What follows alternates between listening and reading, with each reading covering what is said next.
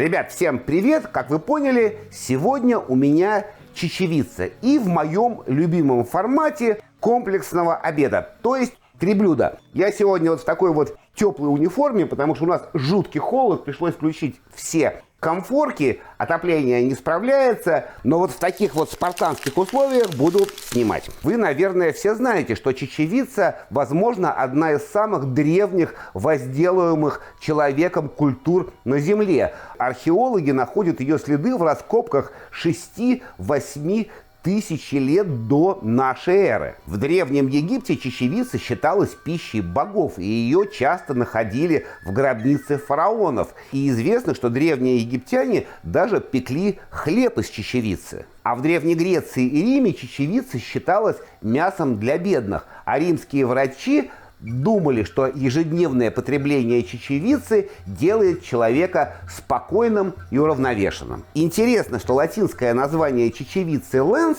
дало название оптической линзе. Ну, по форме половинка зерна чечевицы действительно напоминает линзу. И, конечно, все знают библейскую историю о продаже первородства Исааком брату Иакову за чечевичную похлебку. Правда, в Библии, к сожалению, рецепта этой похлебки нету. На территорию Руси чечевица попала довольно поздно, где-то в XIV веке, но очень быстро стала популярным продуктом питания. Из нее варили каши, супы и перемалывали в муку для выпечки хлеба. И это было обусловлено не только тем, что сама культура чечевицы очень неприхотливая, то есть дешевая, но и православием с регулярными постами, а чечевица, богатая белком, была прекрасной замене мяса, ну и любым некошерным продуктом. В древности даже существовала поговорка «чечевица на столе, здоровье в семье». Чечевица в дореволюционной России была настолько популярной, что в XIX веке Россия стала одним из ведущих в мире экспортеров чечевицы на мировые рынки. И качество ее считалось эталонным. Ну а сейчас, понятно, не те уже времена. И невозможно себе представить, какое количество разнообразных рецептов из чечевицы человечество придумало за тысячелетнюю историю. Тут и супы, и гарниры, и салаты, котлеты и тефтели как альтернатива мясу, паштеты и разные намазки, выпечка из чечевичной муки. И даже сладкие блюда чечевицу добавляют, например, в брауни и в конфеты. А в некоторых странах блюда из чечевицы стали мировыми хитами. Например, индийский дал, а точнее дал макхами из черной чечевицы. Или давно полюбившийся нами знаменитый турецкий суп из чечевицы мерджембек чорбасы. Я помню, пару лет назад нам с семьей пришлось пожить в Анталии. И денег у нас было немного, и я практически каждый день варил этот суп. Дешево, нажористо и, главное, очень вкусно. А еще муджадара, которую арабы готовят с 13 века, и египетская кашари, как национальный стритфуд, да и множество всего, всех знаменитых блюд из чечевицы не перечислить. Я взял несколько видов чечевицы, расскажу вам, какая она бывает и чем отличается. Итак, основные виды чечевицы. Красная чечевица, она без оболочки, поэтому легко разваривается, и из нее лучше всего готовить супы-пюре, намазки или паштеты. Вкус нейтральный, чуть сладковатый. Зеленая чечевица, я ее заказал, но почему-то вместо нее мне привезли желтую. Эта чечевица наиболее, наверное, популярна среди любителей ПП. У нее довольно твердая оболочка, она дольше держит форму, то есть не разваривается, и хороша для каких-то гарниров, салатов или боулов. Вкус у нее менее сладкий, немного землистый. И существует еще один сорт зеленой чечевицы, которая называется зеленая чечевица Puy. Lentille verte du Puy. Это топ среди чечевиц.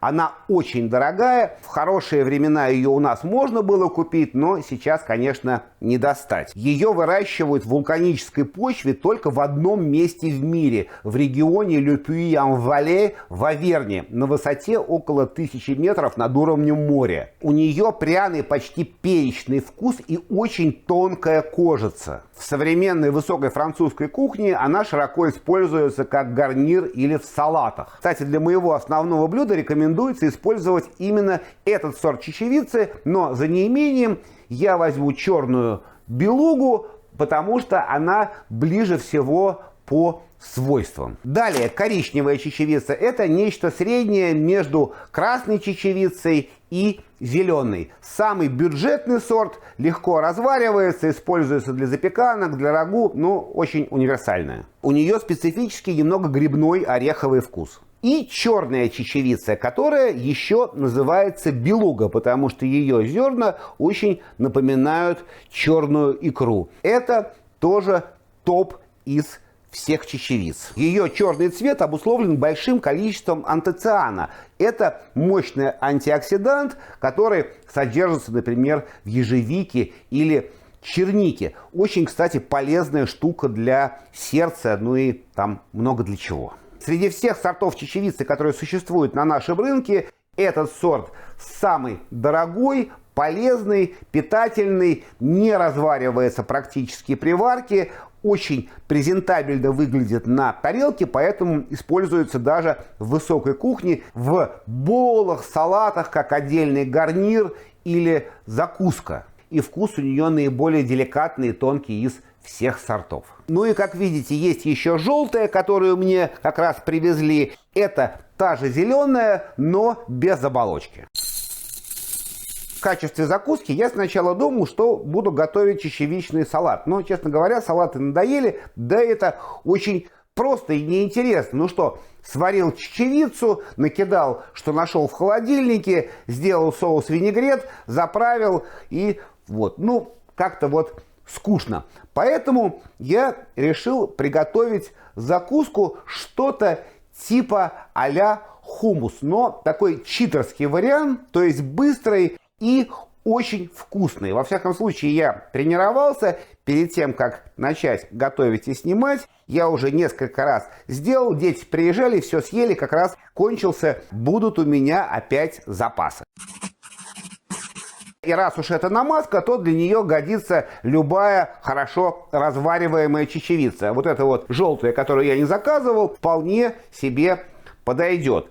Я возьму где-то 200 граммов чечевицы, это ну практически стакан. Большой шалот, 3 зубчика чеснока, лимон, петрушка, кто любит острое, перчик чили, где-то пару ложек пасты тахини, то есть кунжутной пасты, пару чайных ложек сладкой паприки, немного кумина и пол-ложечки молотого кориандра. Сюда еще хорошо тмин, но тмин у меня кончился. Я взял молотые специи, конечно, лучше всего их прогреть и в ступке перемолоть, но у меня, как я сказал, читерский рецепт, то есть все быстро, просто, но, поверьте, очень-очень вкусно. Соль, смесь перцев и хорошее экстра-девственное оливковое масло. Сварю чечевицу, и тут есть несколько важных правил. Первое. Чечевицу не нужно замачивать, только промыть достаточно. Но это больше касается случая, когда мы хотим, чтобы зернышки были отдельно. В моем варианте я делаю пюре, неважно, но, тем не менее, никакой необходимости замачивать ее нет. Второе. Воду мы не солим. Солим в самом конце, потому что в соленой воде, во-первых, она будет дольше вариться, а во-вторых, есть риск того, что кожица, ну, если она есть, в моем случае это опять же не важно, станет жесткой. Ну и третье, чечевицу варим от кипятка, то есть закидываем ее в кипящую воду. Я уже поставил воду, опять же, это больше касается случая, когда мы хотим целиковую неразваренную. При медленном нагревании в холодной воде оболочка медленно размягчается и, опять же, она быстрее разваривается. Ну и к тому же удобнее варить от горячей, потому что тогда мы можем точно засечь время, которое написано на упаковке. В среднем где-то 20-25 минут чечевица варится. Ну и еще один момент. Если мы хотим максимально сохранить цвет, например, варим красную чечевицу, то при медленном нагревании цветовые пигменты будут легче вытягиваться. Поэтому в горячей воде цвет лучше сохранится. Опять же, не мой случай. Нарежу шалот и чеснок, ну и красный перчик. Тут можно произвольно, потому что понятно, что мы все будем это блендерить.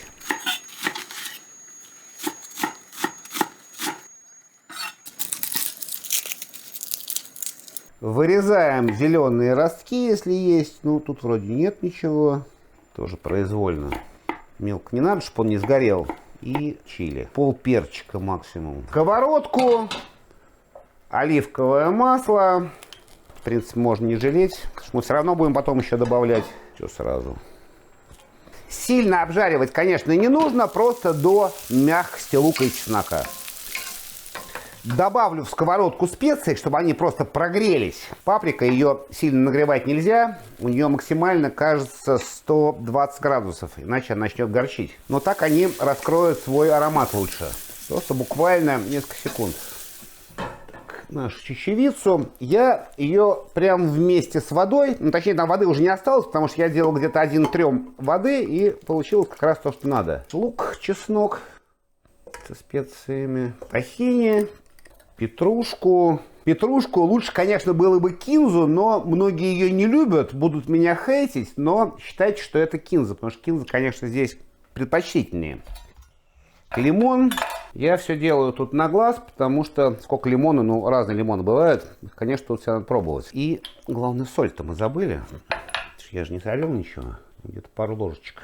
Ну и перец. У меня, как всегда, смесь перцев. Зеленый, красный, точнее, розовый и черный. И масло. Масло мы не жалеем. Чтобы хумус был гладкий и пышный, обычно добавляют ледяную воду в него. Но я сейчас посмотрю по консистенции. Если нужно, я добавлю. Так. Пробуем. О, что-то ядрено получилось. Половинка чили, видимо, многовато. Надо меньше класть. Лимончик сейчас единственное, что добавлю. Что-то маловато лимона. И, наверное, водички. Все-таки консистенция у нас довольно... Точнее, лед. Точнее, не лед, а снег. Потому что я сейчас снега наскреб.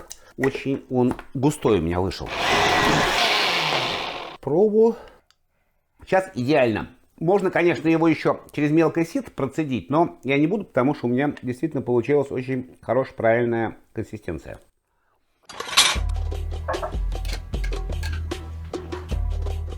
Разные восточные лепешки чуть погрею. Обжарю халуми.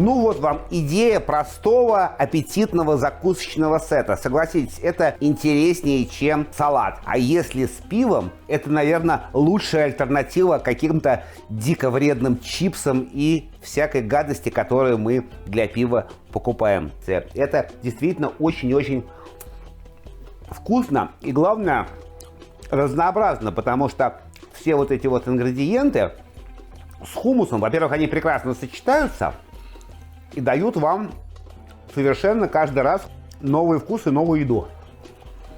Халуми с моим псевдо-хумусом – это вообще бомба. Я вам показывать и мукбанг устраивать тут не буду, потому что, знаете, с ним все хорошо. Вот прям все. И овощи, и оливки, и сыр, мясо, все что угодно.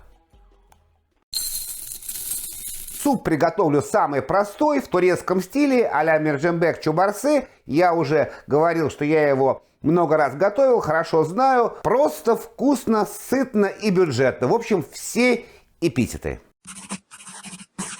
Традиционно его варят из красной чечевицы, те же 200 граммов, пару луковиц, чеснок. Традиционную морковку я класть не буду, потому что чечевица у меня красная, как я говорил, сладковатая. Ну и лук я возьму тоже красный, он чуть послаще, чем обычный желтый. Ну, это мой вариант. Лимон, томатная паста, пару ложек. Конечно, тимьян к традиционному рецепту никакого отношения он не имеет. Ну, вы как знаете, у меня кухня тимьяновая. Пару лаврушек, пару чайных ложек сладкой паприки, молотый красный перец, сливочное масло, чуть больше столовой ложки муки. Муку я использую для загущения. В этом супе есть два способа его загустить. Либо мукой со сливочным маслом, то есть ру, либо картошкой. Ну, я буду загущать мукой. Можете картошкой. В принципе, разницы большой нет. Где-то литр воды,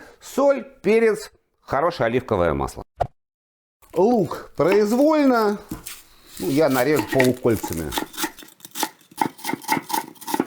Чеснок с пластинками произвольно. Очень мелко не нужно, чтобы он не сгорел просто. Оливковое масло в кастрюльку. Сочек сливочного. Прям большой. Кстати, надо сказать, что добавление растительного масла к сливочному, чтобы оно якобы не горело, это одно из популярных кулинарных заблуждений. Я так делаю тоже по привычке. И многие именитые шефы делают так же. На самом деле никакого смысла нет. Дело в том, что в сливочном масле горит не жир, а молочная кислота.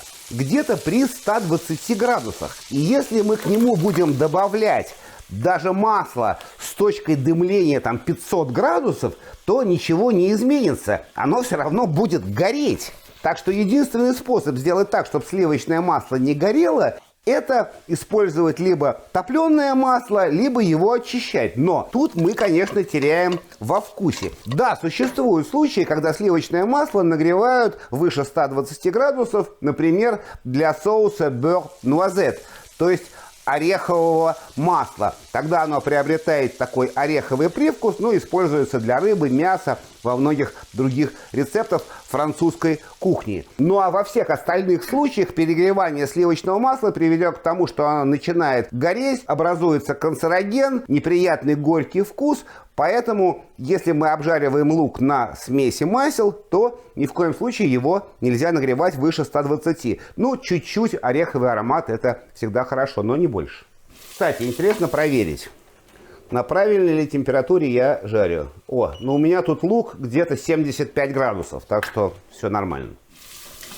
Лук мягкий, теперь я добавлю муку. Конечно, правильно было бы ее пожарить вместе с томатной пастой и с маслом отдельно, но у меня, как я говорил, читерские рецепты, все быстро, ничего страшного.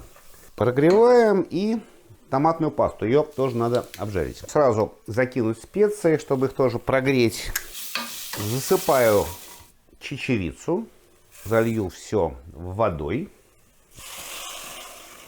Тут как раз не страшно холодная вода, потому что нам нужно пюре. Мы все будем блендерить. Да, и, конечно, не солим. Солим в самом конце. Так, я еще забыл чеснок. Чеснок надо было раньше положить. Он у меня лежит, я его забыл. И у меня еще лавровый лист и мой тимьян. Я все это положу в свое волшебное ситечко. И пока суп варится, чечевица разваривается, я приготовлю соус для поливки супа. В традиционном турецком варианте это просто сливочное масло и красный перец. Но я делаю немножко по-другому. Нам нужно хорошо разогреть сливочное масло, но опять же не больше 120, да, помним. Тут, кстати, можно допустить, чтобы оно чуть-чуть подгорело. Точнее, не подгорело, а белок поджарился. Так будет вкуснее. Туда выжму немного лимонного сока и красный перец. И нам нужно просто все это прогреть. Чечевица разварилась. Сейчас я свое волшебное ситечко вытащу. Пробью погружным. Когда вы варите вот такие вот супы, которые требуют блендерения, то лучше всего кастрюлю наполнять максимум на 1/3. Иначе вся кухня у вас будет в супе.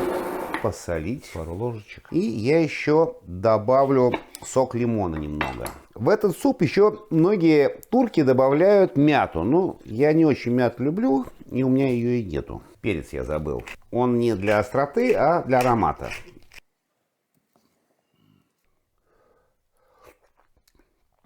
Нежно, отлично. И хорошо, что я не добавлял никаких сильных специй. Это вот такой вот, несмотря на то, что это восточный суп, он очень деликатный.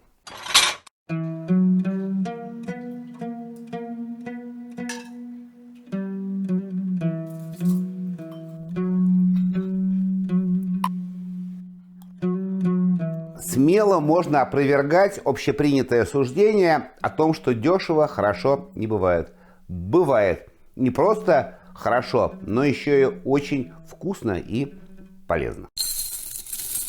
И как основное блюдо с чечевицей я приготовлю старинное французское блюдо. Истоками оно еще из гальской кухни, которое называется «le petit солей». В дословном переводе «маленькое соленое». Не в смысле «маленькое соленое», а «маленькое» имеется в виду то, что мясо не сильно просоленное. Еще в античные времена, чтобы сохранить мясо, его засаливали. Ну а чечевица, как я уже говорил, существовала практически всегда. И древние галлы придумали такое вот незатейливое рагу. То есть чечевица, свинина и овощи. Вполне возможно, что сила Астерикса была как раз не от зелья, а от поедания этого сытного рагу. И исторически соленую свинину перед приготовлением рагу несколько часов вымачивали в холодной воде, потом готовили. Но сейчас, конечно, мало это используется, потому что больше используются разные вкусные копчености, ну, как у меня.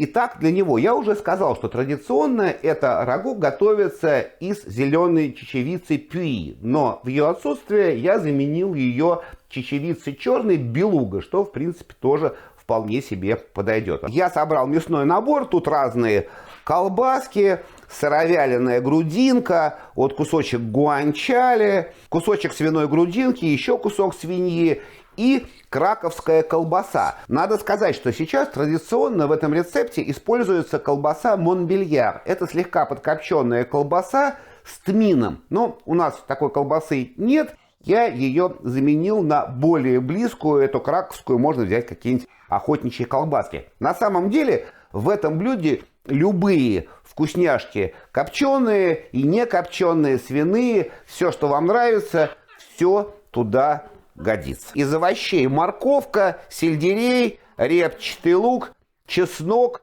лук-порей и петрушка. Я буду использовать стебли для ароматизации бульона. Лавровый лист, тимьян, тут я оторвусь, несколько гвоздичек, сливочное масло, вы можете взять сало или утиный жир, но вот эта вот черная чечевица, она очень любит сливочное масло. Соль и свежемолотый перец. И я еще возьму стакан белого сухого вина. Традиционно в этом рецепте никакого вина нет, но оно даст такой аромат и легкую кислинку, в принципе, хуже не будет и мне нравится. Чтобы бульон был ароматнее, я мясо и колбаски поджарю. Возьму тефлоновую сковородку, чтобы масло не использовать. Прямо вот жиром положу вниз сюда все. Ни на какие порционные кусочки мы мясо и колбасу не режем. Все большими кусками. Будем резать потом перед подачей. Так оно сочнее. Но это такая традиционная история. С холодной сковородки, чтобы жир вытапливался. Так, вот это вот у меня уже, похоже, не влезет. Так, чтобы легкую коричневую корочку получить, то есть запустить реакцию Майяра. И овощи сразу подготовлю. Тут подготавливать особо нечего. Просто возьму луковицу, вставлю в нее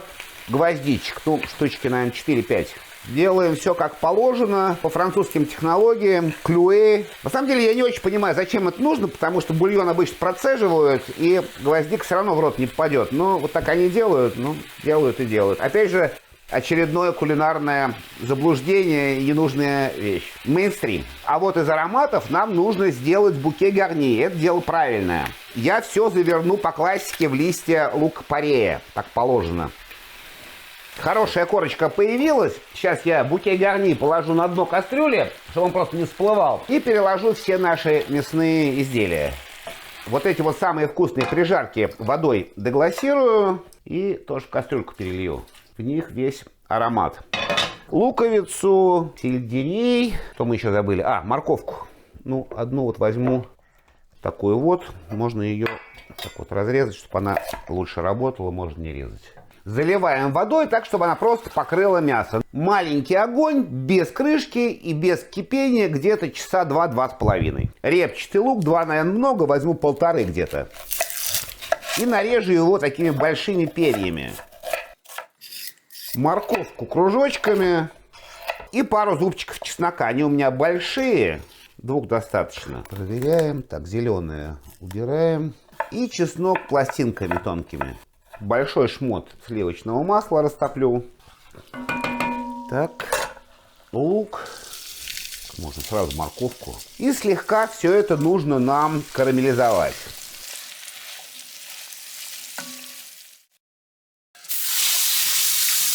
Промытую чечевицу, белое вино, выпарится минуты 3-4. И вообще говорят, что алкоголь при нагревании и даже при фламбировании весь никогда не выветривается, то есть не испаряется. Всегда 10-15% остается. Ну, не знаю. Меня это не смущает. И добавлю бульон. Я на глаз, но если она не доварится, я еще долью.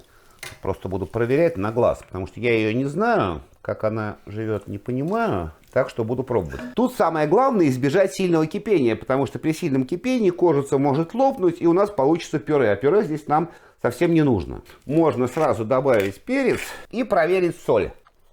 Ну вот, где-то пару ложечек, потому что копчености наши соленые, но все равно мало. И вариться она должна где-то на маленьком огне минут 15-20. Ну, опять же, буду пробовать. О, отлично.